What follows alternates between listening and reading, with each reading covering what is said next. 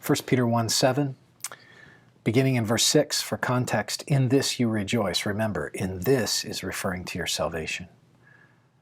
Though now, for a little while, if necessary, you have been grieved by various trials, so that, giving the reason for the trials, so that the tested genuineness of your faith, more precious than gold that perishes, though it is tested by fire, may be found to result in praise and glory and honor at the revelation of Jesus Christ. It's a beautiful verse.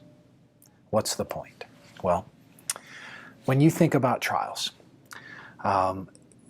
clearly one of the points of trials, or at least one of the observations that we noticed last time, is that your salvation is intended to overwhelm you, in a sense, when it comes to your trials, meaning that the future hope of your salvation that is eternally secure in Christ is intended to overcome your tendency to get down, depressed, frustrated, defeated by your trials. But trials have a purpose in and of themselves. And that's what verse 7 is talking about. It's not just something to get through or something that makes you long for eternity, although it does that. It's intended to refine your character. Characterological development is the idea that comes as a result of the trial. And he uses the metaphor here of gold that perishes though it is tested by fire. Think about a gold being refined. The idea is that it's in this pot, it's heated up, the impurities rise to the surface, the dross, the filth, the junk is taken off, heated up again. Dross rises to the surface, is taken off. And it's this idea that the gold gets repeatedly purified, repeatedly cleansed as the fire of trial comes. He's saying that's what happens to your character.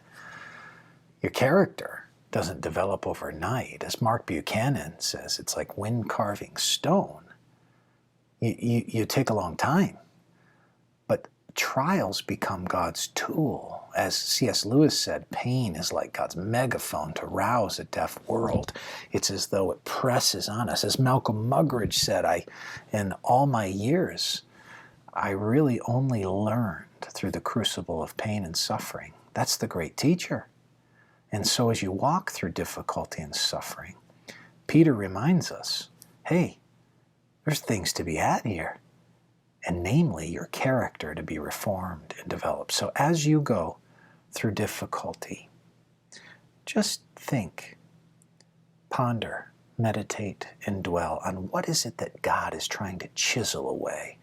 What is it he's trying to carve out of you to make you look more like the character of his dear Son? Have a great day.